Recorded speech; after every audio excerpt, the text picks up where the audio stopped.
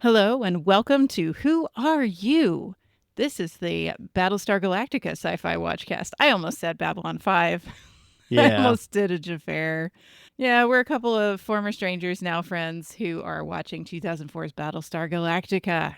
I'm Yeah. Laura, I'm Xhafer. and I did the homework, Xhafer. You did? Do you remember that I had homework? No. What was your homework? Okay, at the end of the last episode, there was the thing where Adama is reading the book to Rosalind, Yes. and Oh, he yes. And you went closes the back and you book. watched it. Yeah. Yeah, because I had one interpretation and you had the other interpretation.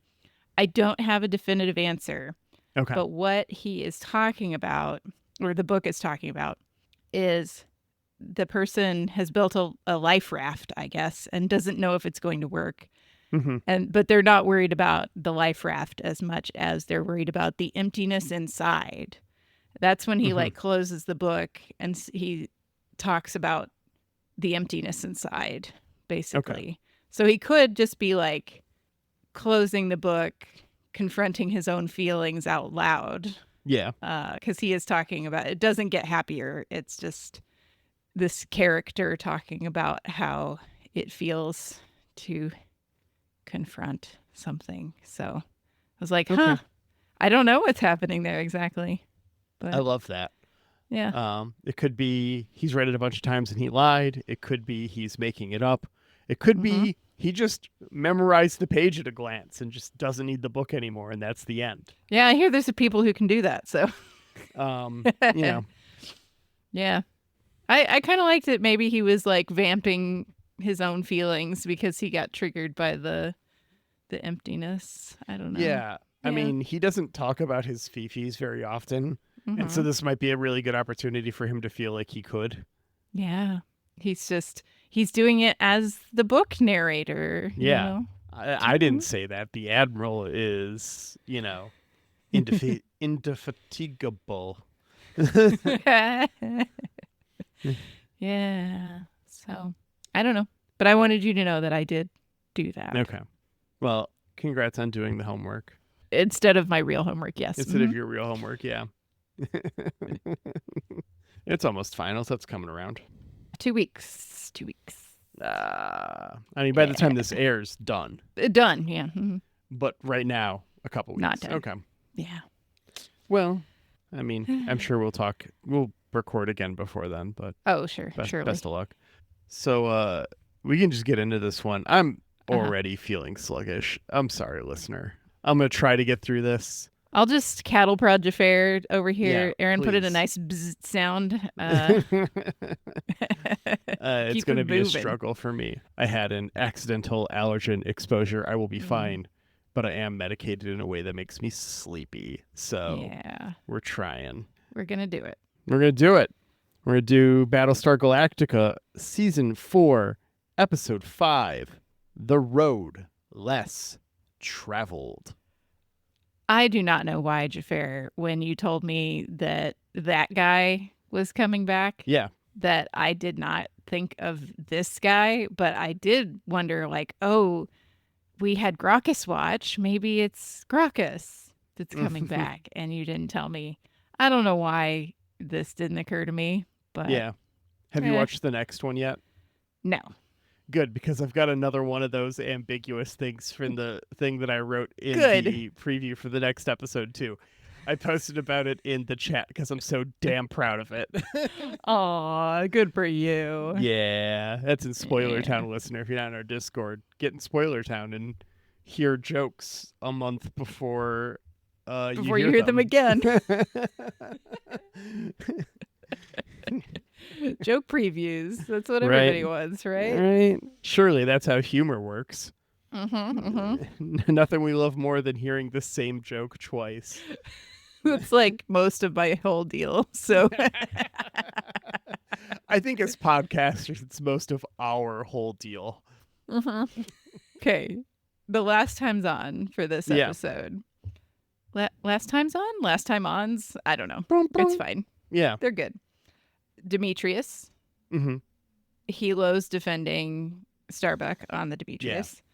The whole Cavill business. All the Cavils betraying and being betrayed and blah, blah, blah.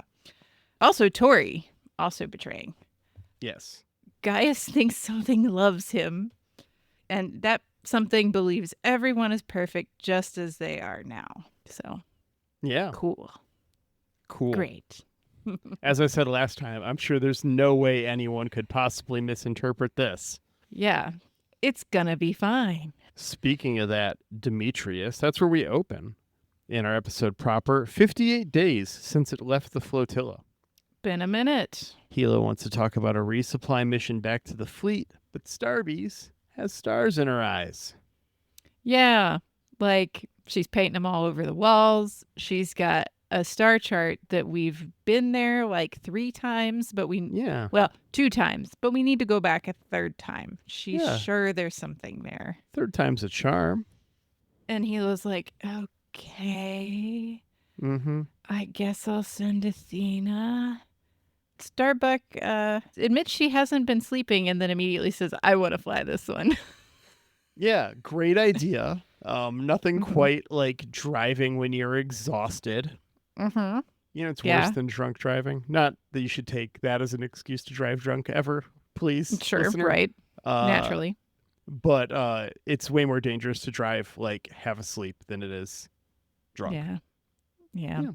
I've heard some scary stories from friends who like made long trips when they were tired and like driving off the road and stuff. And I'm like, man, I have to sleep. I just go sleep. Go sleep.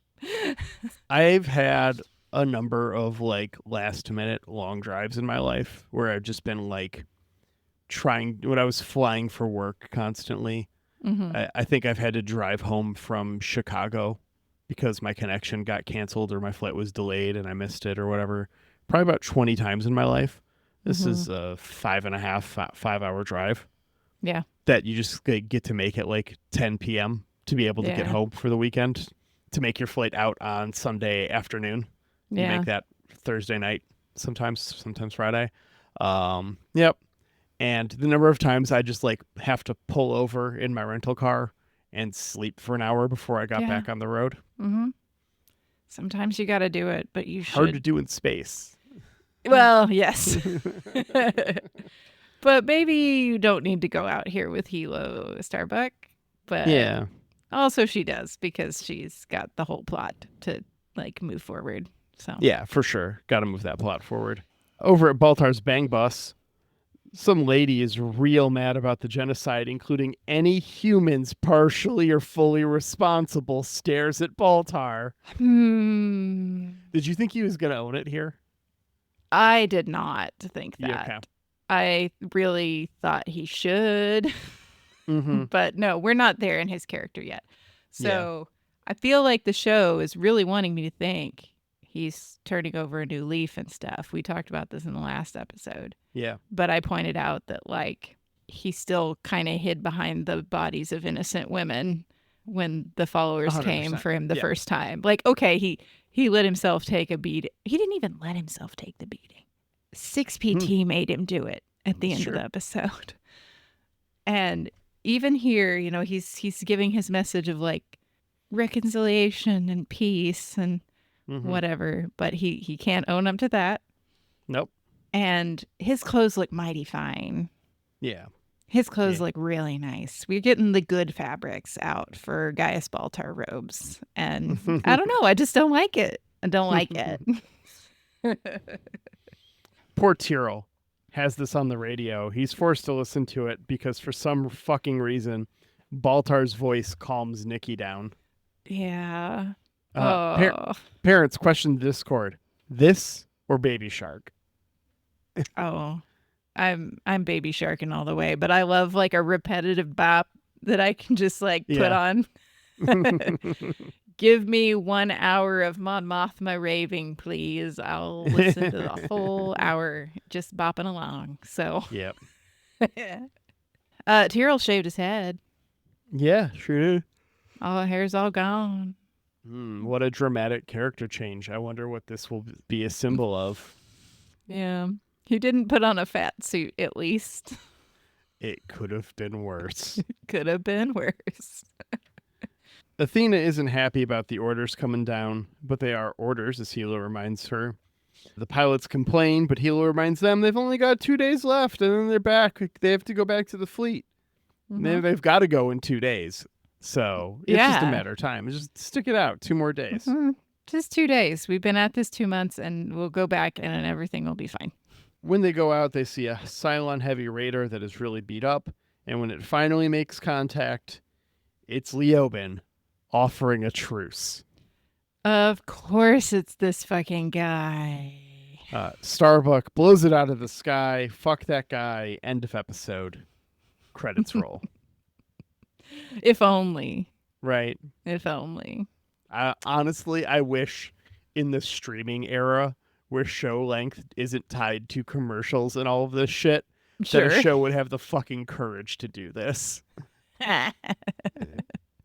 People would be so mad, Xhafer. If it was a what a week, I feel like people would be really mad. Like if The Boys did it, what a week, it'd be a problem. But if like a show that drops an entire season at once did it, and they just had like a 10-minute episode that just ends like that. Okay, I think people that'd would be cheer. Fine. Yeah. So like it was supposed to be like Netflix paid for 10 episodes, you get 11. Right. Like there's one more or something, and one's just that little bit. You can't cheat the people in any way on it. Yeah. It can't be one of your 10. It can't be a 1 a week thing. Like you can't, you got to give us the goods. Oh, the 1 a week, man, that'd be so brutal. Mm-hmm. Like, I'd love it though. Yeah, you'd be like you're in the tails of the distribution because most people would be pretty pissed. Yeah, 100%.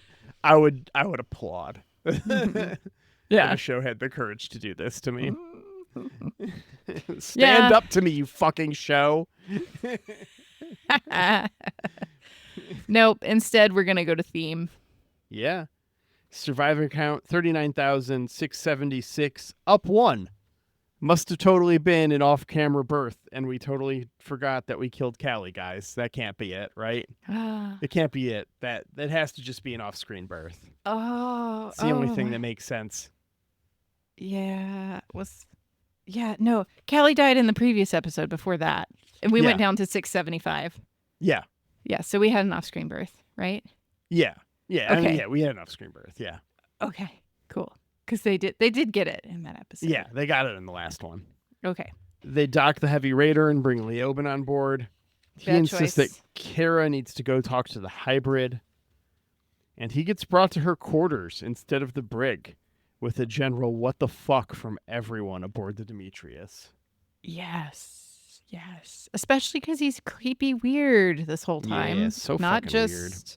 Not just the fact that he's a Cylon, but he does this whole thing of like, you're so different from when I was with you on New Caprica. Mm-hmm. All of your doubt is purged. You're ready to go.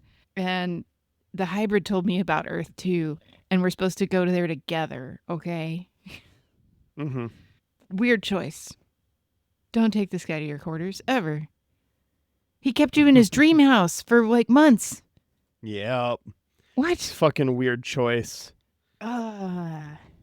Speaking of weird choice, Tyrell is standing in the airlock when Tori happens upon him. Yeah.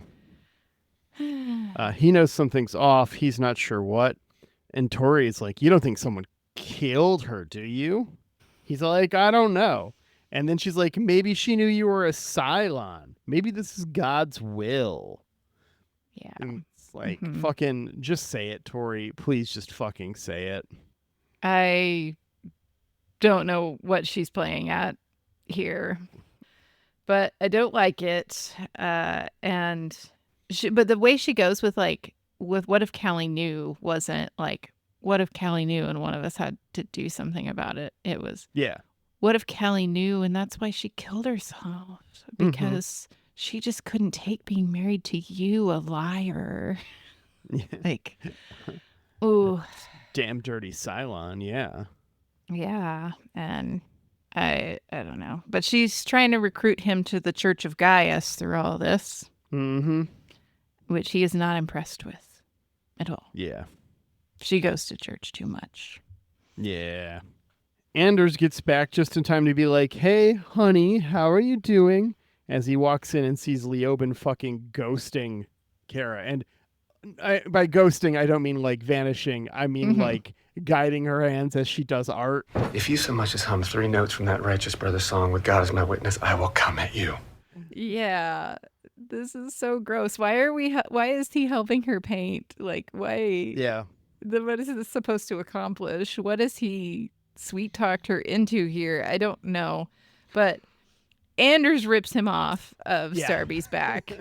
Mm-hmm. And she's like yelling, no, he can help us, which is definitely not crazy. Nobody's going to have a problem with that. No. They're all going to see sense. Yep.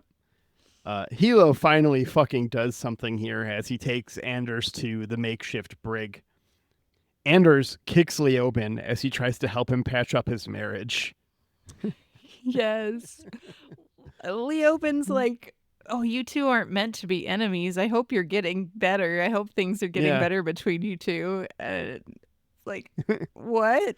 While getting kicked the shit out of him. You were just like intimately touching my wife. And I think when he said you're not meant to be enemies, he was referring to Starbuck and Anders, not himself and Anders. I don't. I'm pretty sure that's what it was, right? Yeah. I don't know. Still pretty sure. Gross. And Leoben's just here to help her with her destiny, man. Yeah, that's Anders' special destiny. Anders in his special destiny doesn't quite have the same ring to it, though. Yeah. Leoben also says something about the most basic article of faith is that this is not all we are. Yeah. And I think Anders is having like final 5 fears of being like outed when he draws a gun on Leoben. But I don't think Leoben knows. I don't think Leoben knows. Yeah. Because he's not supposed to. Yeah. But Leoben's be weird. Leoben's be weird, and Leoben's be chilling with hybrids, and hybrids be knowing. Yeah. So, exactly. But I don't think Leoben's be knowing. Hybrids not dropping that. It's not that the hybrid doesn't say it, I'm sure. It's that the hybrid says a bunch of shit, and you just don't know what to believe. Yeah. And if you're programmed to not think about it, like, what the fuck are you going to do? Yeah. He also tells Anders about the Cylon Civil War. Mm-hmm. Oh, there's a fun bit in here, too. Fun bit of business. Yeah. He specifically describes the war as between those who embrace their nature and those who fear it. But he doesn't say who is who. So it could be that... I can see going either way, yeah. Right. It could be that the Sixes, Leobens, Sharons are embracing their nature and their free will, and the Cavils are rejecting it. Or it could be that the Cavils are embracing their nature as like bloodthirsty machines, and the Leoben Sixes Sharons are rejecting that. Yeah. But it is not explicitly stated, I believe, in this conversation who he thinks is who. I do love that. Yeah, that's good. God, the writing in this show is so good. Yeah. He says that Kara and the hybrid can work together to find Earth. That's what he's getting at. And we'll hear that a couple more times. But everyone else gets the recap, and Gata is like, this is pretty questionable, guys. I think Gata and Athena are both like, WTF, mate? Yeah. Yeah. Before the mute can leave his mouth, Hilo's all like, nothing's been decided. And then Athena's all like, we're almost out of fuel. We need to go resupply immediately. And Hilo is all like, not you two. You guys are talking about a mutiny. Mm-hmm. Yeah. And Hilo does not like to hear Athena and Gata talk about a mutiny. Yeah. And Starbuck hears some of this. Yeah. No good. She's insisting they're going to go anyway. Yep. So. The plan is that they're going to jump to the base star so that way they can rescue it. It's going to like piggyback off their FTL. They don't really describe the details. There's like a little bit of conjecture about how it's going to work. Like they'll be able to like do the math for them or something. Like they can't do the jump math. is their Yeah, problem like maybe right the now. engine's not broken, but the computer piece is broken. Which seems absurd to me because if Gata can do the math himself, you'd think someone on that fucking ship could. Yeah, well, if it's just Leobin's, then... Well, it's Leoben Sixes and Sharon's, I right? know. I'm just joking. I was just... Yeah. I like to just dunk on Leobin a little bit. You got to give me some. Take the dunk. It's cool. Oh, and also he's mentioned that there's no resurrection ship for him anymore. Yeah. If we kill this Leobin, he's dead. Yeah. So they're going to go rescue this base star, and it's going to join the fleet, and then collectively they will all find Earth, is how he says this is going to play out. Oh, that's going to be such a hard sell. Yeah, for sure. There's a lot of people ain't going to like that. Baltar and Tori fuck again. He asks if Rosalind knows about his little pirate broadcast, and she's all like, bitch, I told her. Mm-hmm. Not only did I tell her, I told her she's got to talk to the Admiral about it. Mm-hmm. He's just like, betrayal. See, okay, this is another point for my Gaius is not changing column. Yeah. Because he's having this success with his little underground radio, and he's got these nice robes from these people, and he's got a good scam running, right? He's got a thing going. And he's still asking, so what does mom think? What does mom think about me? And I need to know mom's opinion. I think after Tori's like, hey, I it's part of my job. I had to tell her about this, basically. Duh. Yeah. She also says something about but she doesn't think anything of it. She's going to talk to the Admiral, but they don't care. They think you're nothing, and no one's going anywhere anyway. And there's this look on his face of I can't believe they don't think about me again. Yeah. And he just has to. He's got to get in there. He needs mom and dad's attention. Yeah. Bad. Real bad. So, You're not worth the quorum vote, she says. He looks hurt. So I'm like, great. Gaius's hurt feelings have never caused a single problem in this show. Not once. Never have his little man fifis been an issue for anyone. Tyrell heads down to the Bang Bus to hear the day's sermon, and Ty is like, what idiots? He just shows up down there to give Tyrell shit. He tells him he needs to suck it up and get back to work. He doesn't have time to grieve anymore. And Tyrell's like, yeah, how'd that work out for you? Also, how's that six been treating you? Okay. So last time we saw Saul Ty, I think it was pretty implied that he and Six were about to fuck, right? There's a little bit of implication there for sure.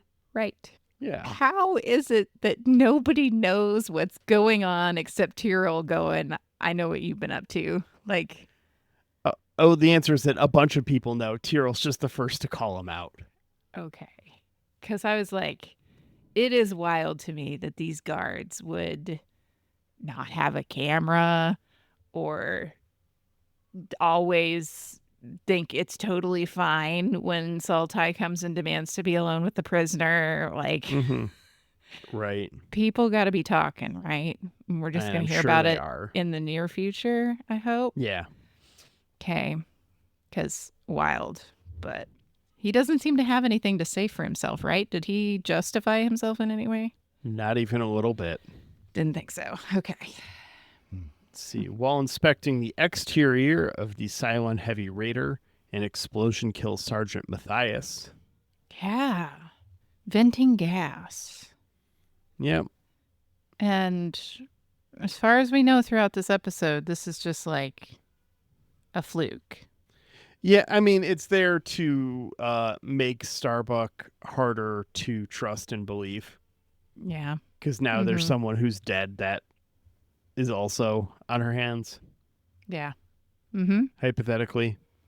We cut back over to the sermon. Baltar sees Galen, and as he starts to walk away, he calls to him. He says for Callie, he needs to come talk to him. And Tyril's like, she forgave you. I have not. And Baltar keeps insisting that he take his hand, but instead he takes his fucking neck.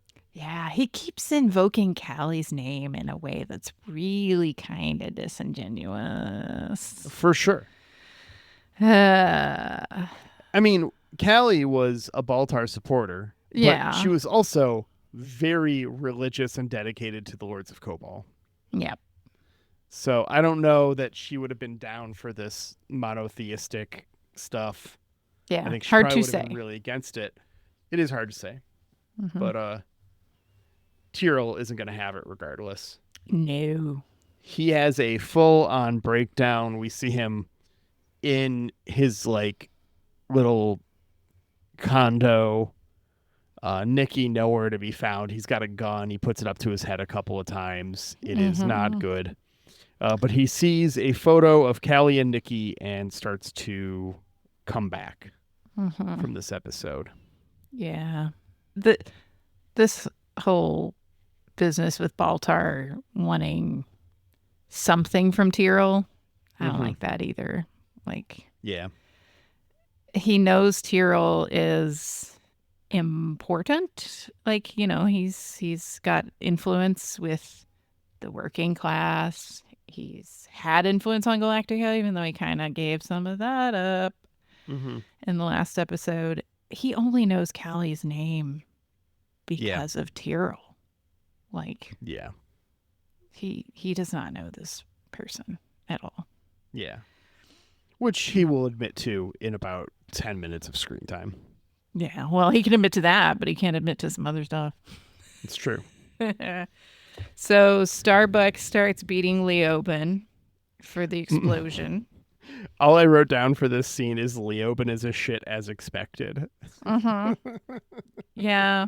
I should have taken better notes, but I'll give that call out. Yeah, he says something about it. Starts out with like, "Oh yeah, go ahead and kill me. Like I can't come back, so you don't have to deal with silly old Leoben anymore." Ha ha ha. But you know, she's like going to hit him again and just like hesitates, can't do it, and he's like, "Oh, so empty things like violence don't fill you up anymore, huh? The petty affairs don't do it for you. You just yeah, sex and booze won't fill that hole in your heart anymore. You need the hero's journey now.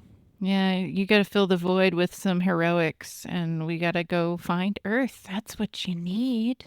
And she asks him what happened to her in those 2 months also. Yeah. And he just says, "That's in the past now. That doesn't matter," which makes me suspicious. Yeah. Because I know I'm supposed to be thinking, oh, she's a Cylon and she had to go, they rebooted her, they cloned her or something. I don't know. But yeah, I'm like, I think the Cylons fucked with her. I don't think she's just a Cylon. I think somebody fucked with her. So, well, Leoben tells Kara that she isn't Kara anymore, that she is now an angel of destiny.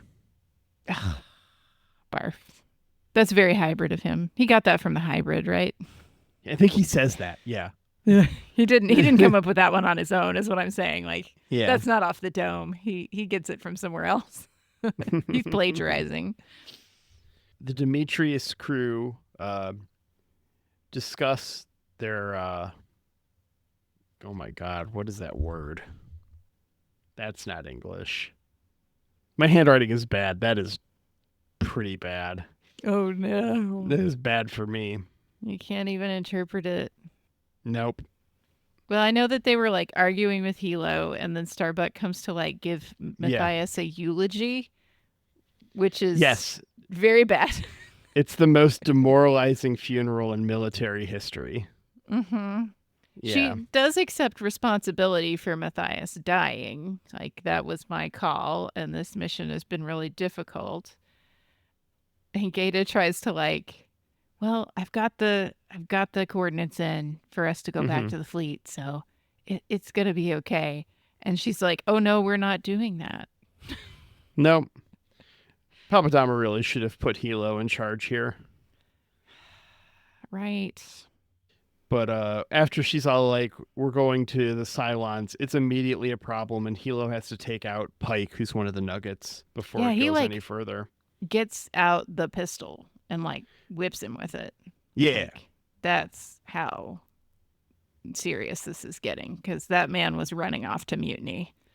Yes, he was. He said something nasty to Hilo, though.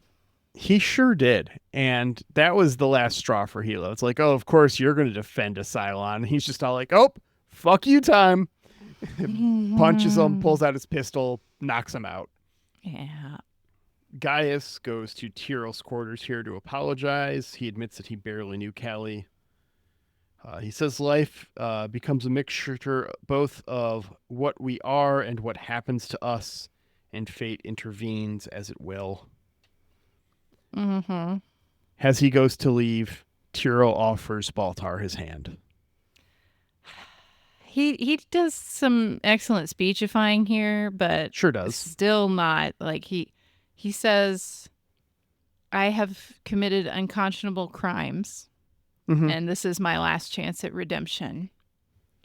But just saying unconscionable crimes, like, that's so vague. Like, there's so much imagination in that.